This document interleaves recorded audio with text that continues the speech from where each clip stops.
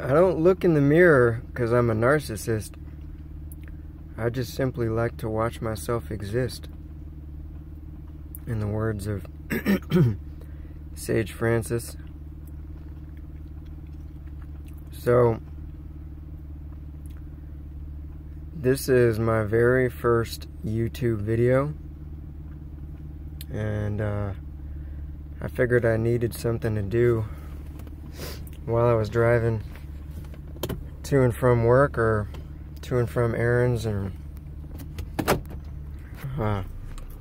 family related errands. So I may not be making eye contact much, but I guess it might be more so the content of what I have to say that's important, rather than the motion of my lips saying it. Or so perhaps video is not the best form for this, but it seems to be an established pattern of people videoing themselves talking about things.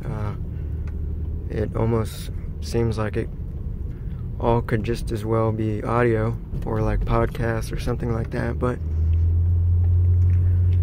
YouTube is so friendly. I don't know of any other medium that's just audio based. I don't know of a medium that's audio based that's as ubiquitous, as far reaching as YouTube. So I have to probably start by just explaining what prompted me to do a YouTube video.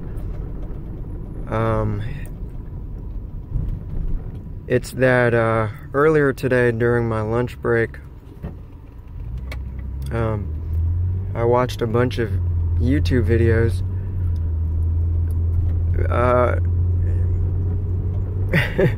mainly centering around several different personalities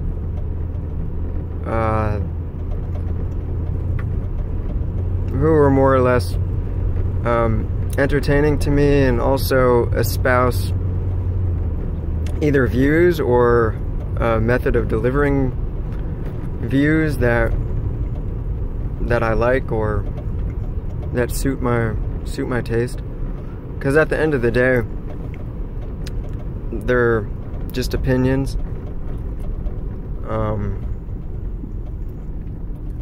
So the people that I watched videos of earlier today during my lunch break, there was 3 individuals. One of them was Sam Harris. He is a proponent of a school of thought called New Atheism, and I'm not really sure what New Atheism is, but he's in that. He's kind of grouped together a lot with these other 3 guys. One of them's name is Adam Dawkins or Hawkins or something. But these 4 people are called like the 4 horsemen because they're all really smart, scientific type people that are all, I think they're all atheists.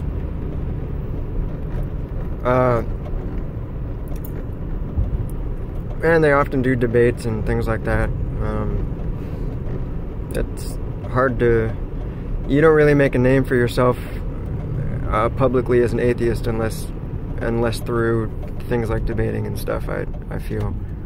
So it kind of comes, goes with it. It should go without saying.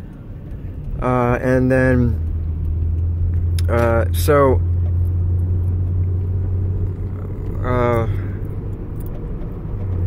and I just completely lost my train of thought, so I forget even the guy's name that I was just talking about. But his character, or no, not his something about him reminded me of myself. It could have been as surface level as the sound of his voice, or it could have been as deep as the patterns in which he finds his thought expressing themselves. But at any rate, I felt this is me living life under a different set of experiences that has shaped me into an atheist, which I personally would not define myself as an atheist. I wouldn't even say that I believe in God. I would say that I know in God. It's so, but I like to say I'm a believer. I'm one of the believers, because other believers know what I mean, and other believers, I think, would also agree that in general, other believers, I think, would agree that they, for them, it's beyond a belief, but rather a knowledge, a fact, like the fact of God's existence. I think maybe the reason why it's known as a belief in God rather than a knowledge in God is maybe because it's kind of God defies the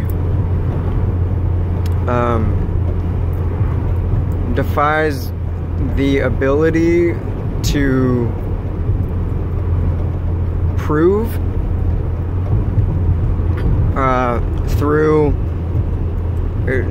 accepted forms of proof, accepted physical forms of proof, like the scientific method, which is arguable. So a couple things come to my mind.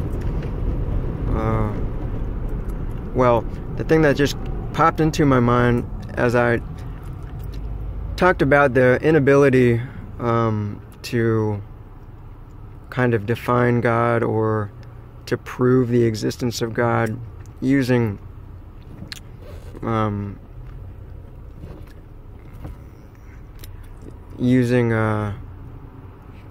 methods that we know and love, or that are acceptable in academia or whatever.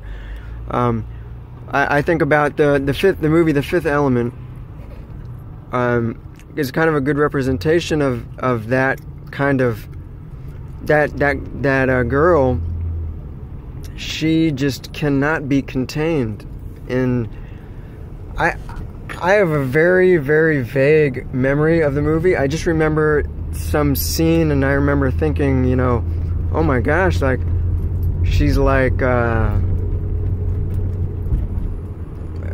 some sort of matter that just cannot be contained. There's no container that can fit her. She can escape from anything, kind of like God. There's just no definition that God could live in for too long, before it just fails to contain him. So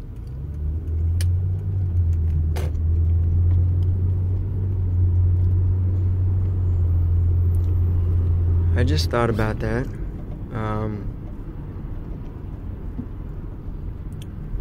But also, with regards to proving the existence of God scientifically, I kind of want to talk about a couple points, and this is all related to Sam Harris.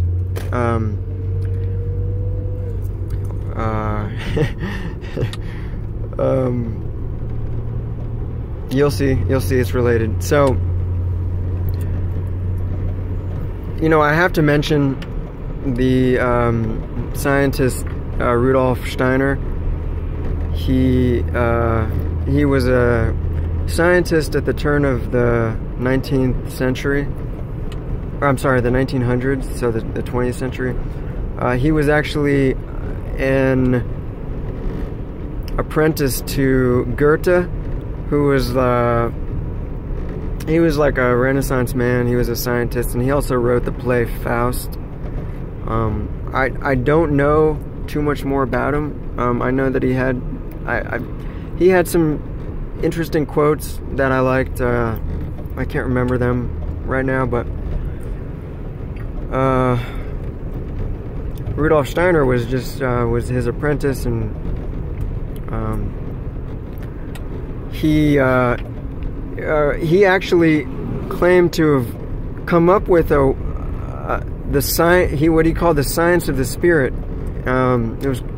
He called it anthroposophy, which breaks down into the science of the spirit, and he claimed that that matters of the spirit were directly testable and provable. And he wrote and lectured at length about it, and I highly recommend his works. As with any other thing that I'll recommend, or any other thing, period, everything should be taken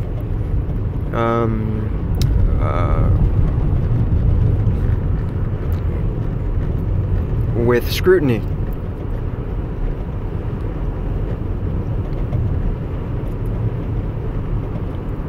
You should never just take what another person is saying and adopt it as your own. There needs to be some critical thought involved, and actually the incorporation of the idea represented by what the person's saying into one's own soul in order to take ownership of it and make it your own. Give it the unique expression it deserves, if it's an idea worth propagating. So I'll say that because Rudolf Steiner's works are extremely intriguing and very powerful and profound, and often with such things, it'd be easy to just lift the whole thing and become a carbon copy of his ideas and live comfortably within them. Anyways, I'm starting to ramble, which is not something that I want to subject anybody to. So,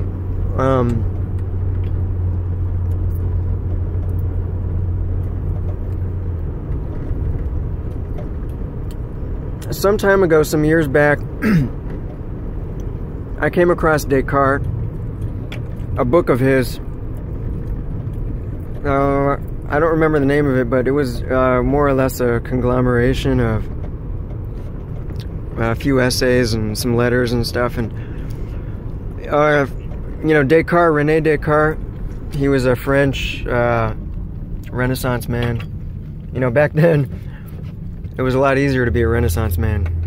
Goethe was a Renaissance man. Well, Goethe was a lot later, but especially back then in Descartes' time, there was a lot of Renaissance men.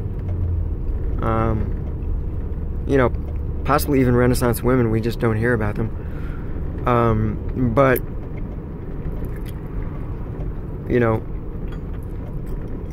nowadays there's just a lot more to subjects, and there's a lot more subjects, and there's a lot more to subjects. So it's a little bit more difficult to become a master of all, but it is possible, and I've met people who are masters of all. They're not just they're not just jack of all trades, master of none. They really are a master of all. They do exist. Renaissance men do exist. Believe you me. So René Descartes in the 1500s, I believe, or I could be completely wrong, so don't quote me on that. This was a few years ago, but it was a long time ago, let's just say that. He wrote a letter to the Pope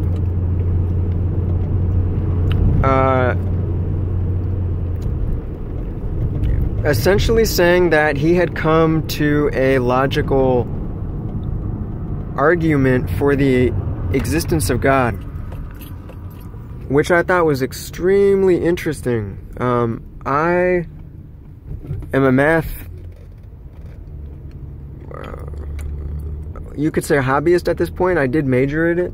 I did major in it, but it was only after, you know, passing through several other majors that I arrived on mathematics, and I never really went on to finish or do anything with that line of study. But I like math, and I'm interested in it, and I was aware that the Cartesian coordinate system, or the Cartesian plane, gets its name from Descartes. Descartes is the philosopher that said, "I think, therefore I am." He's real famous.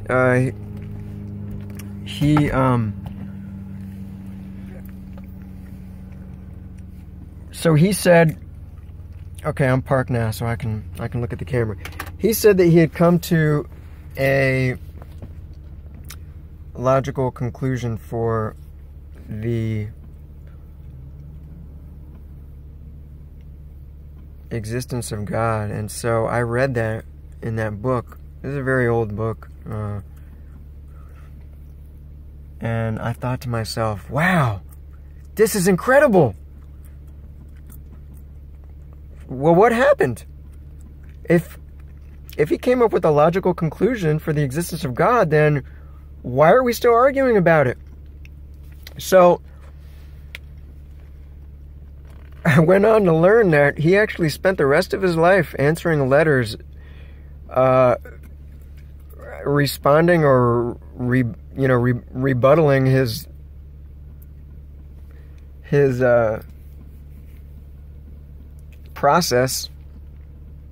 mental process for arriving at the logical conclusion of God's existence.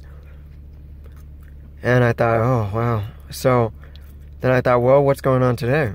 Is it, is the debate still going on? So I went online and I did a search, and I found very active forums where people were still debating the existence of God. You had the people who believed in God, who were debating, who were arguing with the people who don't believe in God. It's just back and forth. And the arguments are all real good, real smart people on both sides.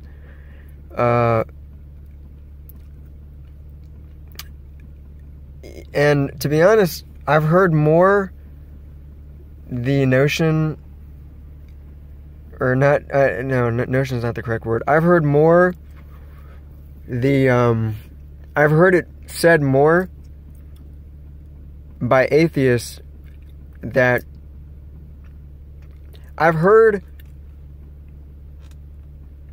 people's intelligence belittled by their convictions more from atheists than from believers. And I say that because if I'm taking an atheistic stance, then yeah, if somebody has a belief in God and it's not provable, then I can see how the next logical step would be that the person is naive. And so how intelligent could you possibly be if you're naive? And the logical conclusion is correct. So I can't argue with it. It's possible that religious people are like, oh, well, atheists can't be that intelligent since they don't believe in God. Even though I haven't encountered it that much. So people are still debating it today, and I thought, oh my gosh, I bet you this has been going on since the dawn of time. I bet you people have been debating the existence of God since the dawn of time.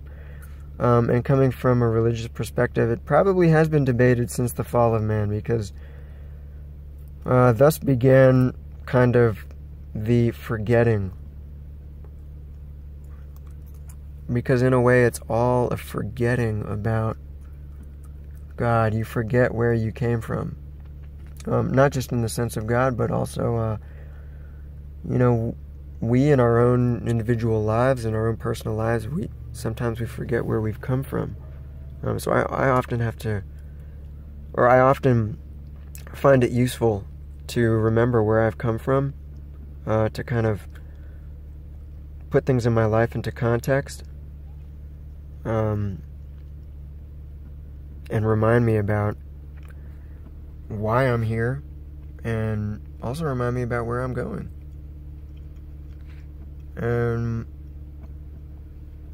So the debate is still alive. It's still going strong. And so the other two people that I watched videos of at lunchtime, I watched some videos by Ben Shapiro. He's a real, and I'm not saying this in a demeaning way, but he's very entertaining. I happen to agree with a lot of the stuff that he says. Do I feel like a lot of it is so important that I would go out of my way to say it or make it known to anybody? Probably not. Some of it I don't really care if,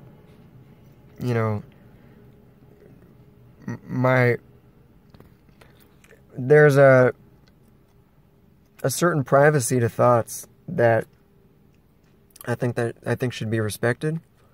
And I think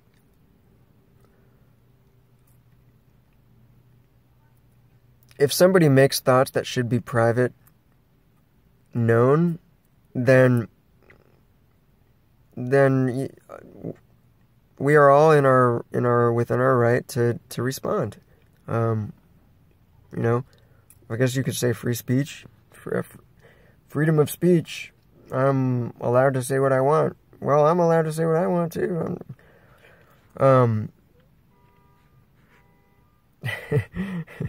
So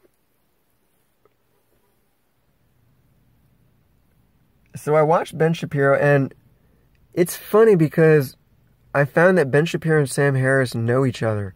I don't know if they know each other personally, but they,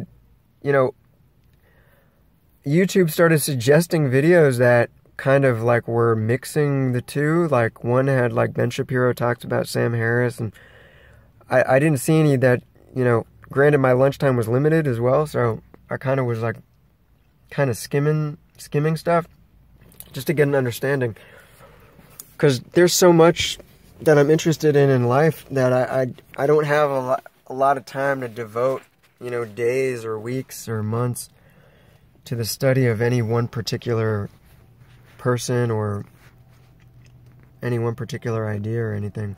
Now there's like underlying themes that are constantly in my mind that I'm constantly ruminating on, and it's those themes that I'll probably be talking about mostly if I ever do any more YouTube videos, because it's really kind of the core material that forms the basis of all of the things I talk about, like basically with my wife, that I'm thinking about. My wife is she's the only one that I really like share all my views and stuff with, and all my ruminations. But I was compelled to do this because I was watching these videos, and I was just surprised at how many views some of these videos had. Some of them were, I just don't understand why they had so many views. I understand YouTube gives everybody a platform, but I don't necessarily, I don't necessarily believe that everybody should be given a platform, because I think that some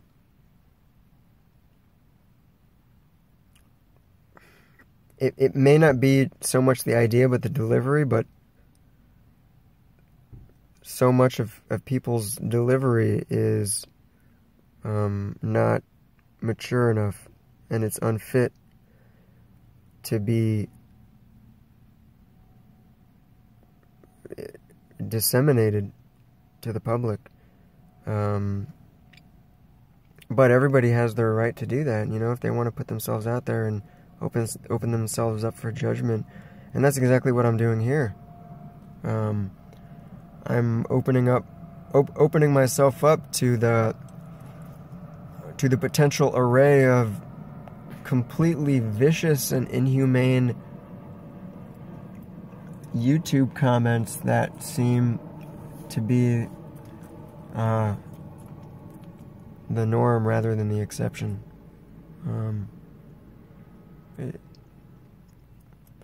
Sad but true. So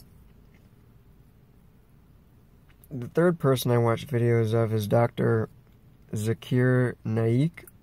I don't know if I'm pronouncing his name correctly, but so you can see that my lunchtime was extremely loaded. These three people are extremely passionate, loaded individuals, and they all have very different deliveries, and they also all have very different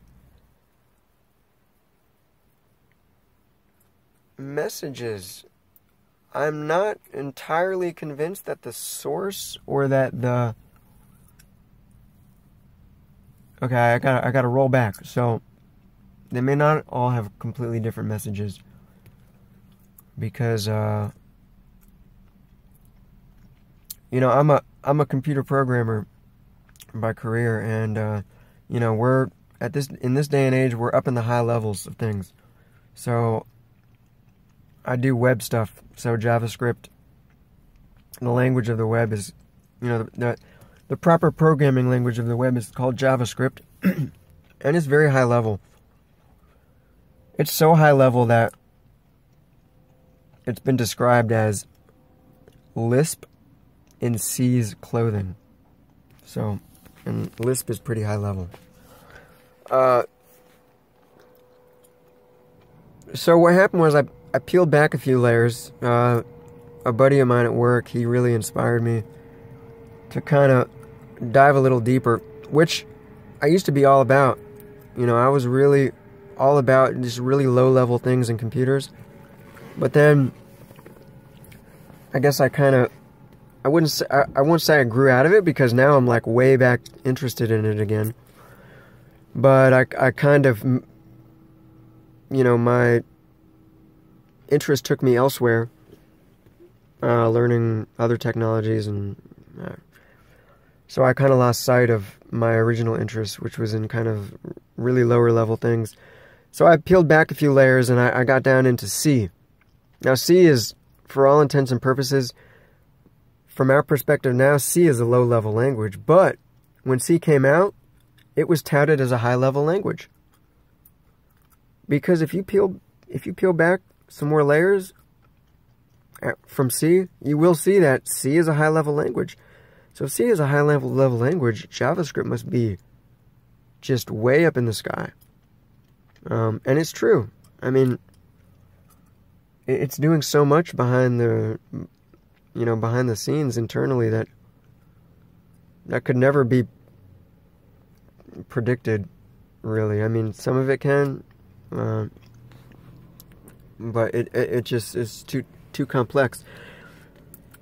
And then if you peel back the layers, you know, from C, you'll get into assembly, and then, I mean, assembly is kind of high level as well, because you go down into machine code, and then now I don't know, I'm not real familiar with what happens in machine code, but I think it's like, you know, bits, and also system,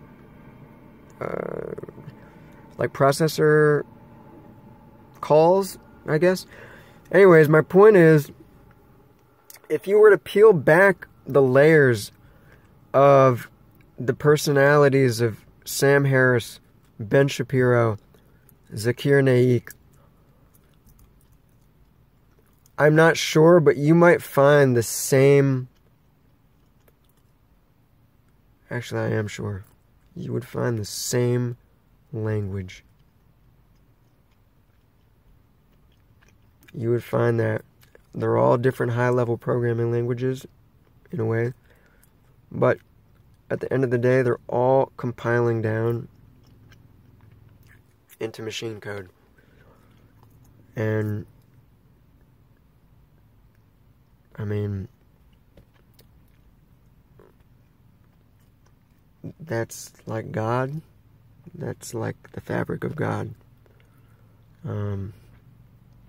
I haven't learned enough about Sam Harris, about Sam Harris's world ideology, but or what he would call that underlying fabric to all of life. But I call it the essence. I call it God. You know, it's... So,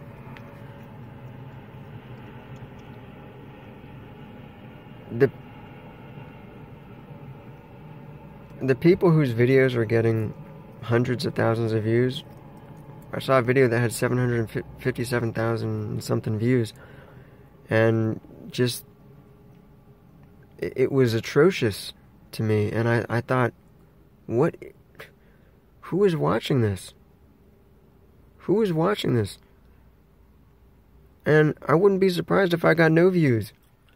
Because at the end of the day, it's the same way in music. The real good music, the real good stuff, it's the best kept secret. Every now and then it'll break the surface. But, you know, in the hip-hop world, you go down into the underground, you'll find really, really, really good stuff. You'll find gems. You know, to find those really good local restaurants, local coffee shops, local bakeries, local delis, you should ask a local, you know? You should ask a local. Maybe one has become so famous that it's well known, and so tourists can know about it. But if you want to get